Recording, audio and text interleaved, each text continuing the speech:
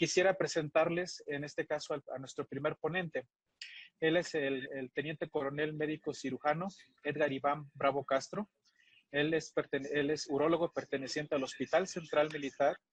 Él es jefe del quirófano de endourología, es urooncólogo, con una amplia experiencia en el diagnóstico de biopsia por fusión en cáncer de próstata. Entonces, les doy paso con el doctor Edgar Iván Bravo Castro. Doctor Iván, muy buenas tardes. Muchas gracias a todos, muchas gracias al Grupo CRIO por la invitación a este muy interesante webinar. Muchas gracias a todos nuestros panelistas, a nuestros invitados, a todos los presentes. Muy buenas tardes. Vamos a hablar acerca de qué es la biopsia por fusión en cáncer de próstata, cómo podemos optimizar nuestras indicaciones. A partir del año 2019, afortunadamente hubo grandes cambios en la urología y específicamente en el manejo de cáncer de próstata. Tanto en el manejo de cáncer de próstata avanzado con la introducción de las nuevas terapias, de los tratamientos, de las nuevas terapias eje, de las nuevas tecnologías en el diagnóstico y en el seguimiento del cáncer de próstata avanzado, pero también hubo muchos cambios de manera inicial en el diagnóstico. Aproximadamente durante 20 años no hubo cambios en relación en el diagnóstico inicial hasta este momento en el que se incluyeron ya la resonancia multiparamétrica, la biopsia dirigida, la biopsia con fusión como parte ya del armamento en el diagnóstico del cáncer de próstata. Creo que para hablar de la actualidad tenemos que hablar de nuestros inicios, cómo hemos ido avanzando. Hasta el 60% de los pacientes hace 30 años eran diagnosticados únicamente por tacto rectal. Eran pacientes que eran diagnosticados en estadios muy avanzados, solamente cuando se tenía un tacto rectal sospechoso. Fuimos avanzando, descubrimos que podíamos biopsiar la próstata, que podíamos biopsiar la próstata guiada digitalmente de manera inicial. A partir de finales de los 80, en el 88, 1989, apareció el antígeno prostático y apareció su introducción en la manera de diagnosticar y eso nos ayudó a tener y a llevar a nuestro diagnóstico de manera mucho más temprana, de no depender únicamente del tacto rectal para poder hacer el diagnóstico temprano de la enfermedad. Posteriormente, a principios de los 90, en esa transición hubo la introducción del ultrasonido rectal de próstata como parte del armamento para poder hacer las biopsias de próstata dirigidas guiadas por el ultrasonido, ya no nada más a lo que sentíamos con el dedo. Y bueno, finalmente eso nos daba un poco de mayor certeza en el diagnóstico del cáncer de próstata. Sin embargo, desafortunadamente no todo era perfecto. Sabíamos que, bueno, y hacíamos el sextante simple, sabíamos que había un error de muestreo aleatorizado de hasta el 50% de los pacientes, aunque siguiéramos aparentemente un templete con biopsias sistemáticas. Tratamos de afinar, tratábamos si, bueno, con un sextante simple teníamos ese error, bueno, pues podríamos hacer un doble sextante. Y esto nos ayudó a incrementar incluso hasta el 10% en el diagnóstico en el cáncer de próstata. Sin embargo, aún quedaba un segmento muy importante en estos pacientes, en los que persistían con antígeno prostático elevado, en los que los pacientes les realizábamos biopsias de próstata y seguían siendo negativos. Entonces, tratábamos de dar una biopsia de cuarta región, lo cual aumentaba hasta el 20% de los pacientes en los cuales no se tenía diagnóstico previo y que habían sido llevados a una biopsia de próstata previa. Sin embargo, y a pesar de eso, había pacientes todavía que persistían negativos y bueno, no quedaba otra más que tomar una biopsia con saturación y bueno, llevar hasta 40, hasta 50 piquetes, 50 cores de la próstata para poder llegar a hacer un diagnóstico en estos pacientes. También otro de los retos que fue apareciendo también fue definir en el paso del tiempo. También nos demostramos que a veces no nada más era importante diagnosticar el cáncer de próstata, sino también era importante saber cuáles cáncer de próstata, cuáles tumores de próstata eran clínicamente significativos. Y aquí es donde empezó a tener la variación y a tener la balanza entre diagnosticar un cáncer de próstata de alto riesgo contra un cáncer de próstata de bajo riesgo, que nos iba a someter al paciente o iba a someter al riesgo del paciente a un sobrediagnóstico, a un sobretratamiento y muy probablemente a complicaciones relacionadas con tratamientos de un tumor que no le iba a generar mayor mortalidad ni mayor morbilidad. Entonces, es donde empieza a tomar importancia en diagnosticar no nada más el cáncer de próstata, sino también diagnosticar el cáncer de próstata clínicamente significativo. Y bueno, ¿por qué las biopsias aleatorizadas multicore es el estándar? Pero estaban asociados, sabemos que hasta con una tasa de diagnóstico solamente en el 40% de rango de detección en la primera serie de biopsias. ¿Qué quiere decir? Que probablemente un paciente, el 60% en la primera biopsia, iba a salir negativo. Y también tenemos unos rangos de falsos negativos para cáncer clínicamente significativo, incluso del 25 al 35% si es comparado con un templete definido. Entonces creo que fueron fallas, fueron detonantes que nos fueron diciendo cómo investigar o cómo detectar de manera mucho más eficiente el cáncer de próstata clínicamente significativos. Y bueno, anteriormente los urólogos nos sentíamos que éramos muy certeros en nuestros diagnósticos, que dábamos un diagnóstico muy definido y que hacíamos muy buenas biopsias. Sin embargo, con el paso del tiempo nos fuimos dando cuenta que probablemente nos veíamos así. Probablemente hacíamos biopsias sin saber exactamente dónde estaba la lesión. Probablemente estábamos biopsiando zonas que no veíamos en ultrasonido. Entonces, probablemente muchos de los diagnósticos se nos estaban escapando. ¿Por qué las biopsias dirigidas? Pues porque surge la necesidad de realizar biopsias con blancos dirigidos en imágenes, como un refinamiento de las técnicas tradicionales que nosotros ya estamos utilizando. No quiere decir que el ultrasonido rectal de próstata tendría que alejarse, sino afinarlo y agregarle mayor cantidad de herramientas a modo de tener mayor exactitud. Recordemos que el ultrasonido rectal de próstata no es capaz de distinguir tejido sano del tejido tumoral y mucho menos de poder darnos una estadificación incluso. Muchas veces, incluso el ultrasonido rectal de próstata nos ofrece una subestimación de la enfermedad y es por eso, conforme la mayoría de los estudios fueron avanzando, la capacidad de la resonancia magnética de tratarla de incorporar en detectar cáncer de próstata clínicamente significativo. ¿Cuáles son las ventajas del diagnóstico por imagen en cáncer de próstata? Pues bueno, que al final del día hacemos una biopsia de próstata en una región sospechosa en imagen. ¿Qué quiere decir? Que es una biopsia totalmente dirigida. No es como el ultrasonido, no es como el tacto rectal. La ventaja de las biopsias dirigidas sobre las biopsias aleatorizadas es que tenemos una mejor calidad con una menor cantidad de cilindros. Eso es algo importante. Una mejor evaluación de la lesión. Enfocarnos siempre en una biopsia centralizada, que más adelante lo vamos a tocar el tema. Probablemente disminuye el costo. ¿Por qué? Porque son costos asociados a una sepsis urinaria, a una sepsis postbiopsia o a pacientes que tienen que ser sometidos a vigilancia o a segundas o terceras biopsias de próstata. Y algo muy importante, independizarnos de la casualidad, que es hasta ese momento qué es lo que es lo que teníamos. Dentro de los pasos muy importantes de la fusión con una biopsia, pues primero es la transferencia de la información del radiólogo al urólogo. Si bien es cierto que no es algo sencillo meterse a ver resonancias magnéticas y a interpretar uno por sí mismo una resonancia magnética, y eso conlleva experiencia, conlleva tiempo viendo resonancias magnéticas, conlleva incluso acercarse con el radiólogo y ver resonancias magnéticas, es algo muy importante que los estudios y que los reportes deben ser y reportados de manera estandarizada. Eso ayuda a la mejor detección, ayuda a la mejor comunicación con el urólogo y con el radiólogo. Dentro de las diferentes fusiones que existen, bueno, sabemos que es la fusión cognitiva que básicamente nos ofrece una detección de al menos 54% mayor con los pacientes que eran comparados con 2 biopsias previas. Las ventajas, bueno, es que es la velocidad en el procedimiento probablemente, en el menor costo, y las ventajas que al final del día hay un error en el muestreo, hay la incapacidad para marcar los cores previos y una superposición digital, que también vamos a tocarlo más adelante.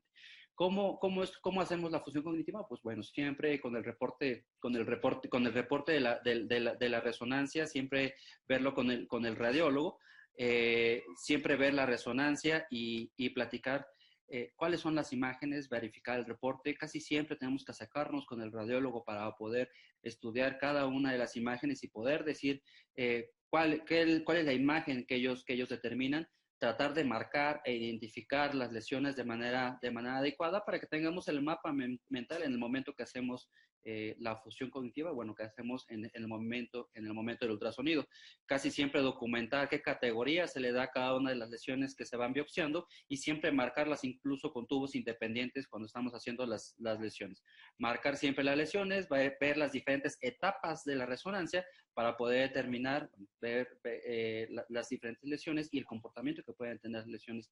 ¿Qué es lo que hacemos una vez que ya se realiza, que ya marcamos la resonancia, que ya revisamos la resonancia, hacemos el ultrasonido rectal de próstata y tratando de hacer, dar el disparo a las zonas que nos marcó la resonancia? De esa manera podemos hacer una biopsia cognitiva de manera adecuada. Casi siempre existe un cierto grado de traslape dentro de las dentro de las imágenes que se ven por la resonancia y el ultrasonido, y es algo que no debemos de perder, de vista siempre que hacemos una biopsia de este tipo.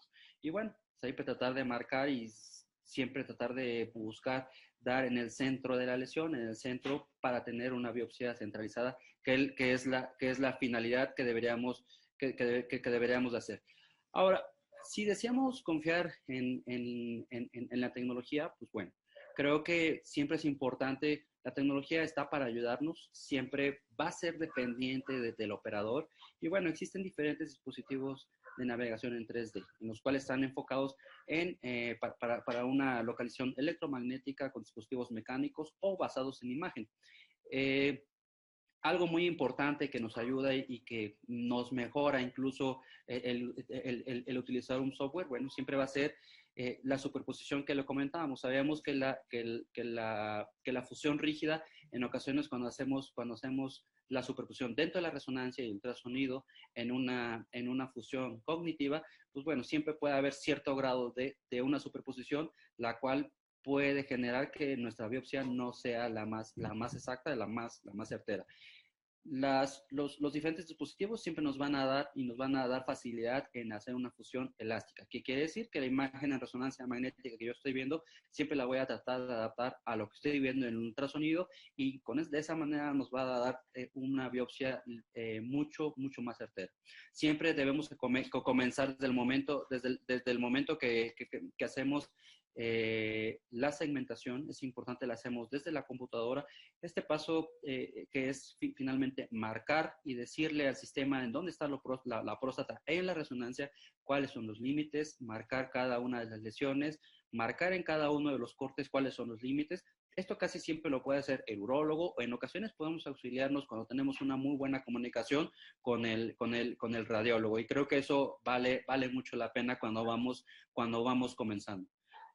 Una vez que ya hacemos el marcado de las lesiones, que ya hicimos la segmentación dentro del sistema, pasamos esta configuración a la plataforma y comenzamos a hacer el ultrasonido rectal de próstata.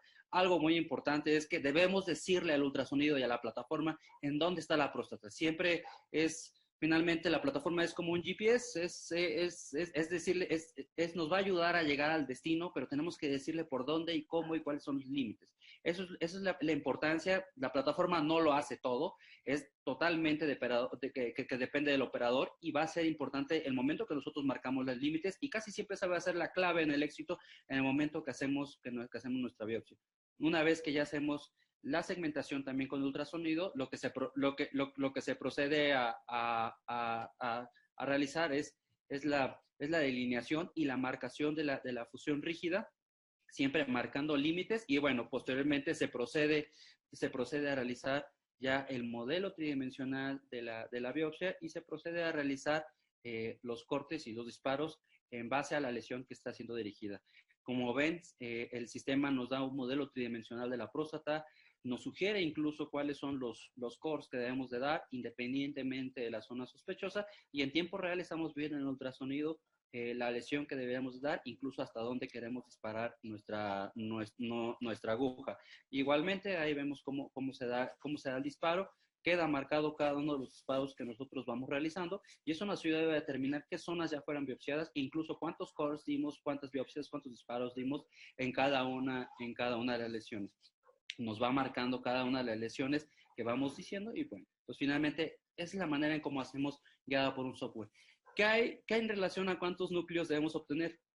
Sabemos que normalmente la sensibilidad y la especificidad de cada uno de los diagnósticos va aumentando también con el PIRADS. Cuando tenemos lesiones 3, 4 y 5, puede llegar hasta el 98% en el diagnóstico. Sabemos también que los pacientes, cuando tomamos un solo núcleo, podemos tener hasta un 79% en el diagnóstico. Sin embargo, si aumentamos 2, 3, incluso hasta 4 núcleos, podemos llegar hasta un 100% en el diagnóstico. Casi siempre en la mayoría de los pacientes se acepta que un solo núcleo, en el 67% conforme en un PIRADS 5, va a ser diagnóstico. ¿Qué quiere decir? Que entre mayor sea el PIRADS, muy probablemente tenemos mayor certeza con menor número de cores. Sin embargo, se acepta hasta este momento que al menos deberíamos de dar 2 disparos o más de la zona sospechosa para poder realizar una buena biopsia y un buen muestreo de la zona, de la zona que estamos sospechando. ¿Dónde debemos tomar la biopsia? En la lesión centralizada o en la lesión periférica? Bueno, sabemos que hasta el 57% de los pacientes van a tener un Gleason mucho mayor en el centro de la lesión, más que en la periferia, y sabemos también que existe una gran heterogeneidad. Cuando tenemos 2 núcleos nos llegamos al 24% en la sensibilidad, sin embargo, cuando llegamos a 4 núcleos centralizados, llegamos hasta el 58% de la sensibilidad y especificidad en el diagnóstico. ¿Qué quiere decir? Y esto es importante, mucho más importante cuando sometemos a un paciente para vigilancia activa. Por ejemplo, si tomamos una biopsia de manera periférica y yo hice un Gleason 6, probablemente estamos sometiendo de manera inadecuada a un paciente a una vigilancia activa cuando realmente la lesión es un Gleason 7. Entonces, es muy importante tomar siempre una biopsia centralizada. ¿Qué hay en relación con la comparación de las diferentes plataformas? Realmente no hay un estudio como tal que compare las diferentes plataformas. Se acepta que entre las dos técnicas, bueno, va a ser ligeramente mayor que en la biopsia cognitiva y puede haber un error de precisión de 3.8 hasta 5.6 milímetros. ¿Qué hay en relación con la fusión in-bot? Pues bueno, esta casi siempre la va a hacer el radiólogo. Desventajas, a veces incluye mayor costo, el material especial para realizar en la resonancia magnética, y ellos casi siempre, los radiólogos, van a tomar biopsias únicamente de la lesión sospechosa, no toman del resto del doble sextante, que actualmente sabemos que el estándar es que debe hacerse biopsias dirigidas de la zona sospechosa, más el doble sextante aumenta el número y el diagnóstico en el diagnóstico de cáncer de próstata. ¿Qué hay en relación comparando las biopsias cognitivas contra el software o contra el in-bot? Bueno, hay una ligera tendencia a mejorar el diagnóstico cuando utilizamos plataformas con software en relación a la biopsia in-bot, en relación a la biopsia cognitiva.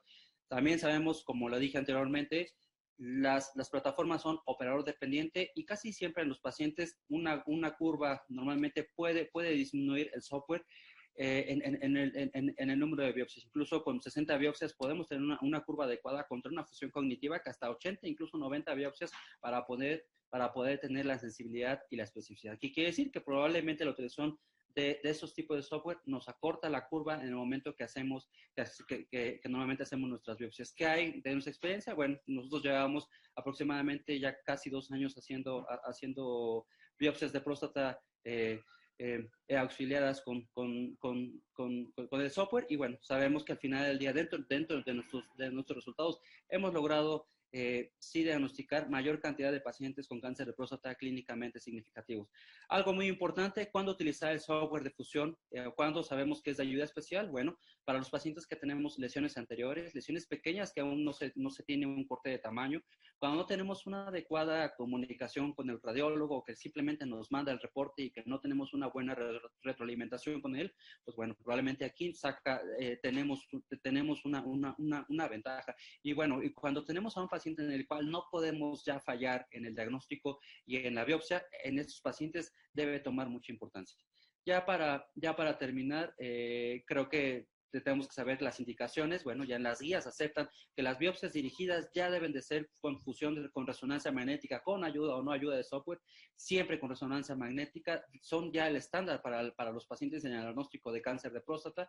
Y finalmente, creo que la adopción generalizada en el diagnóstico de cáncer de próstata en estos pacientes basados en imagen ha ofrecido para los pacientes mayor seguridad en su diagnóstico, al disminuir la cantidad de disparos que hacemos, al disminuir la cantidad de complicaciones. Para mejorar el diagnóstico debemos tener estandarización, entrenamiento, seguir recomendaciones y siempre tender a mejorar la calidad con estos pacientes. La utilización de estas tecnologías implican siempre un enfoque multidisciplinario para poder maximizar cada uno de los enfoques que se están dando.